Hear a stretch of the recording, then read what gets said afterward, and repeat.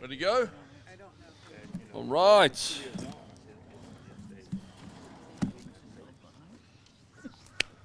Welcome, everybody. Let's get a big round of applause for all the people behind me, because we wouldn't be here without them. We live in a beautiful state, a beautiful county, and one of the most beautiful cities in America. I'm lucky to be the mayor of this amazing city, and this is a great day for us. So here we are. Who thought we would ever get here? This is a very exciting day for the city of Annapolis, and I couldn't be more pleased to be standing here accepting the transfer of the Burtis house from our partners in the state of Maryland.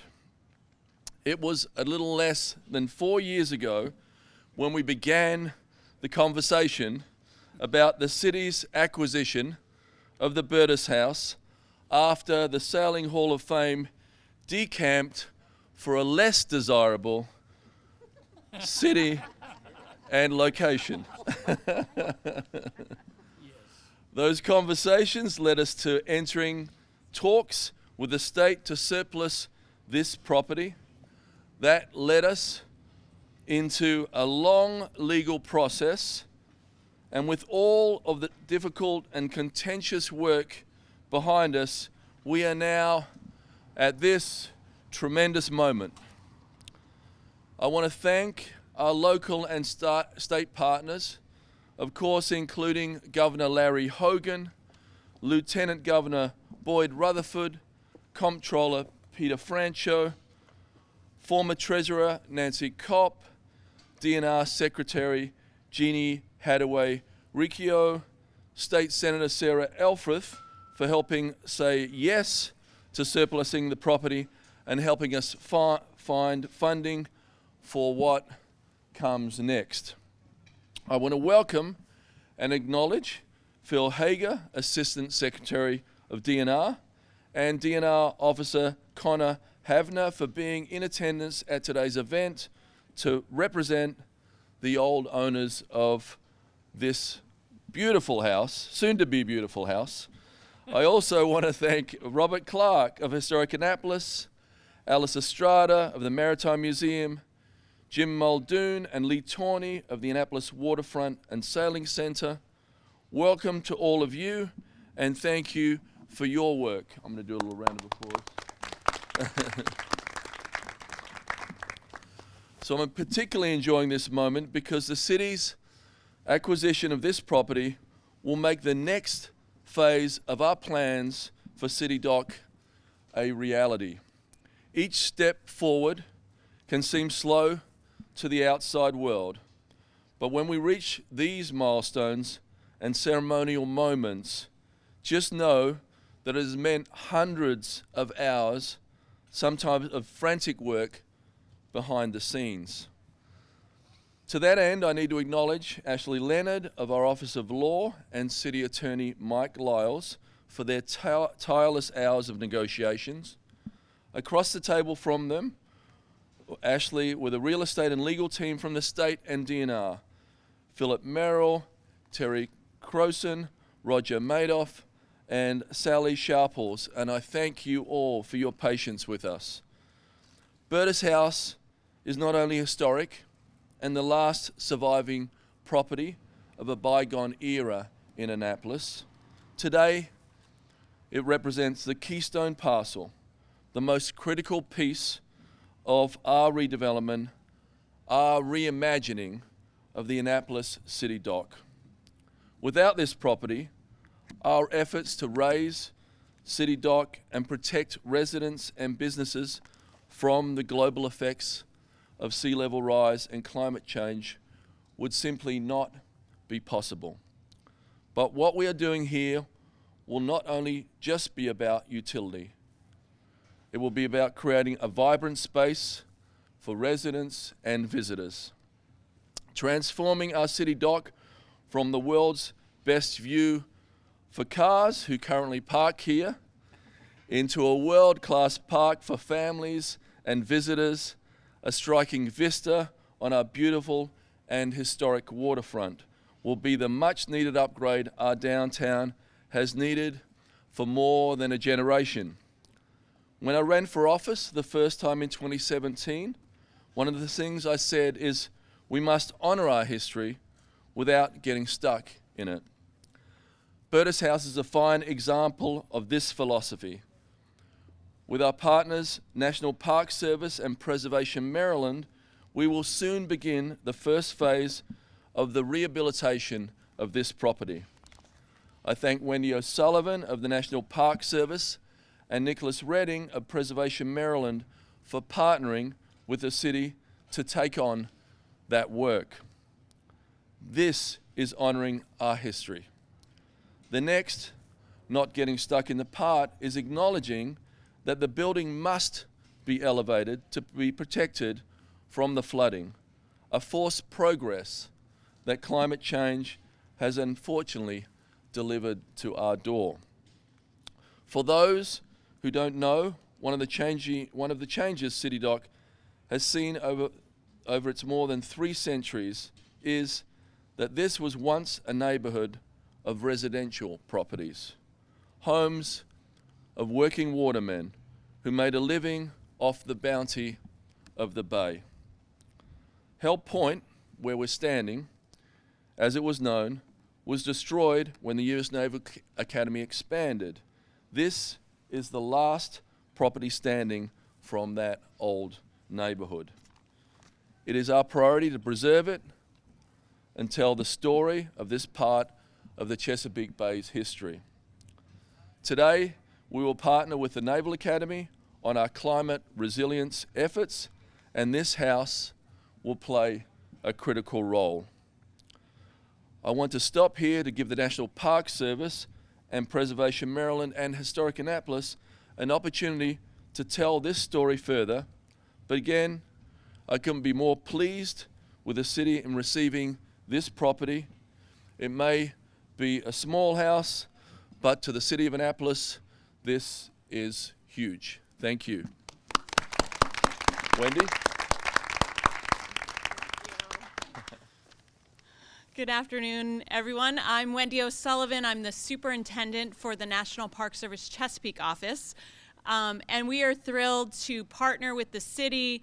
And I would like to share thanks with everyone that's here on this day. We've all been anxious to partner with the state, to partner with the city, and our local partners. So I would like to give a call out to Senator Sarah Elfreth on her leadership, both with the Burtis House and all that we're doing there, and so many other pieces here in Annapolis. Also to our dear friends at Historic Annapolis, and Robert Clark is here.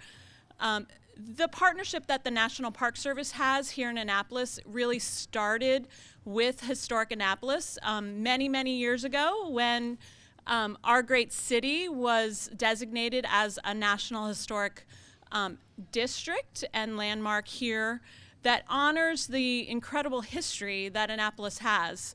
And Historic Annapolis has been that partner here in the city all these years with the state partners and the city to tell the parts of the pieces of important history in Annapolis.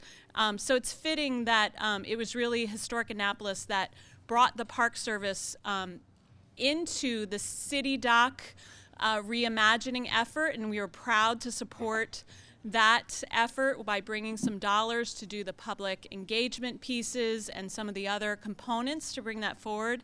And during that process, the National Park Service listened to the community and heard and understood that the Burtis House really was an important part of the history and heritage.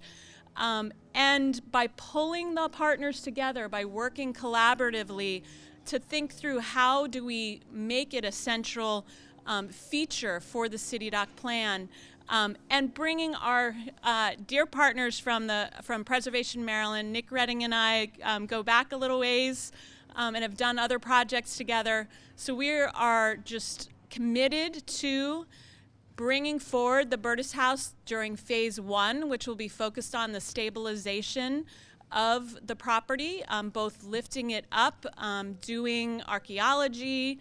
We could really have some interesting finds during that phase, and we look to engage the public in that and doing a little bit of citizen archaeology. And getting ready for and starting to think together with the city and our community about what phase 2 looks like, the reimagining and reuse of Burtis, and how it can really truly be a central part of the City Dock effort. So the National Park Service is proud to be a partner here in Annapolis. It is our home base, and we're excited to work with the city where Burtis can become a gateway to the Bay. So thank you, and I'll pass it to Robert Clark.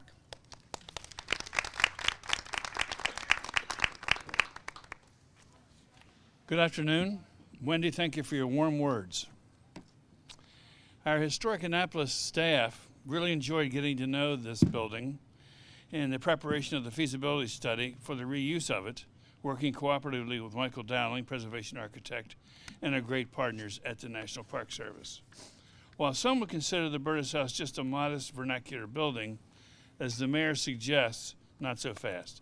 It's much, much more. It's a reminder of the city's maritime heritage. It's also a gateway to the Chesapeake.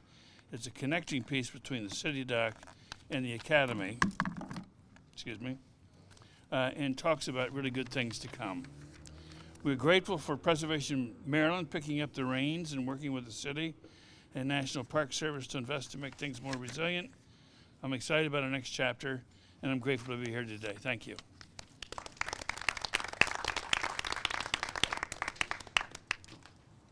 I'm Nick Redding. I'm the president and CEO of Preservation Maryland, and as a 91-year-old organization, we've worked on projects all across the state. Right now have active redevelopment projects, similar but in no way the same as Burtis, happening all across the state. And all of our projects are focused on trying to use historic places to make life better. And that means a variety of different things to a variety of different people, and it spans everything from affordable housing to heritage tourism to climate resiliency, like the project that we're standing in front of. And if you take sort of a regional and even national approach to what's happening here behind us, today's momentous in the transference of this property, because we have an opportunity to show how historic places not only can be used to combat climate change, but how they can be made more resilient in the face of a changing climate. And not only is the rest of the Chesapeake region, but the rest of the country is looking to places like Annapolis to lead the way on how we do that with historic structures. So we're incredibly excited to be here today and would repeat many of the same things that you've already heard about those who've gotten us to this point. But city leadership, Mayor Gavin Buckley, the city manager, David Jarrell, the Office of Legal Services here in the city of Annapolis, and then of course our state partners, Senator Sarah Elfreth, who of course is in session right now, but was critical in helping us kind of pull the pieces together and make sure that the funding is in place for this first big step. While we haven't been able to see the legal wranglings that have been going on behind the scenes to get us to this moment today, as the mayor suggested, you're going to see a heck of a lot of movement, physical movement in the years ahead, and hopefully we'll be able to move even faster than it's taken us to transfer this property, and now we're going to move it and transfer it in a different way, and a transformation that will honor the past and respect where this city is headed. And help make life better for all of Maryland and for the residents of the city of Annapolis. So thank you so much for having us here today, and you'll hear more from us soon. Thanks. And if you could just indulge me for a second here, the man that did all the hard work for this was our city manager, David Jarrell. I just want him to say a couple of words, and then to show our appreciation to the state and for recognize the importance of this property coming to the city of Annapolis. Phil, if you could come up afterwards and say a couple of words. Thank you. Thanks, So I was not actually prepared to talk today, so this is a surprise, but this is a great day. We've been working for a couple of years to get to this day. Again, Ashley Leonard was I wish she was here, but I don't think she is, unfortunately. But she did so much work to pull this together. I appreciate all the other city staff that's been involved and everybody that's behind me. It's been great working with you all to make this happen. So thank you very much, and thanks for coming today.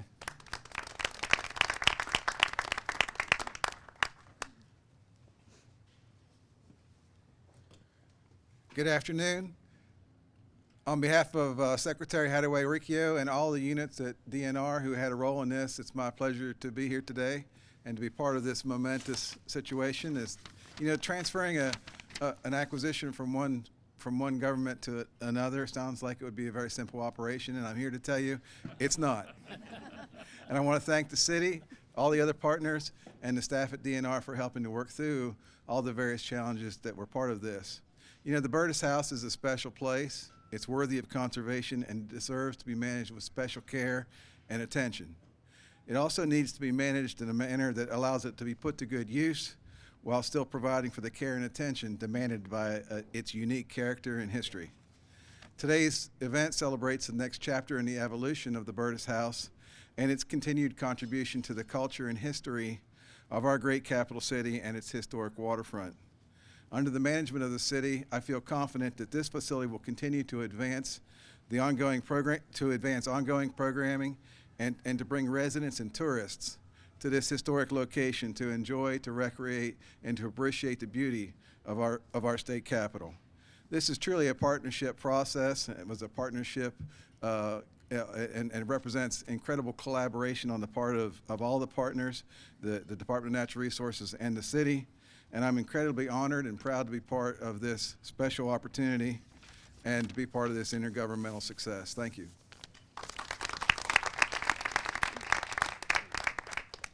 And to round us out, my friend, Peter Francho, our comptroller, who was one of the critical votes to make sure that this came to the city, has got a little something for us here, and Susan O'Brien is going to come forward.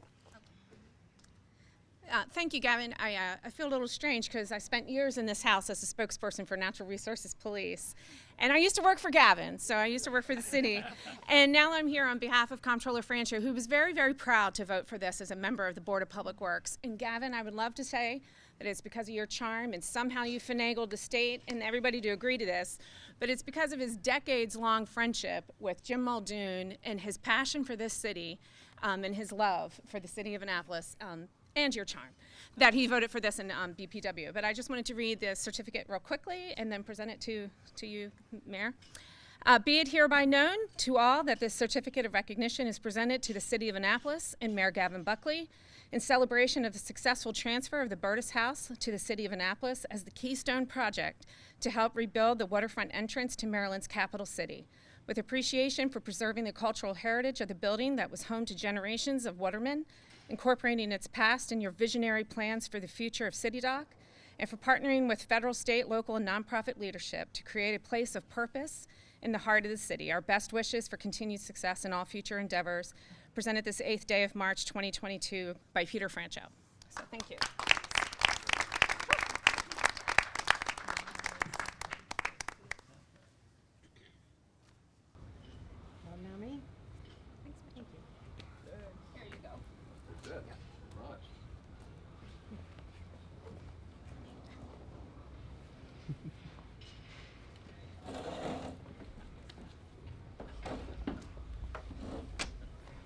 I might need some instruction. I didn't really do this. Be sure we just Sign, and just like hearts, pass to the left, then pass to the right.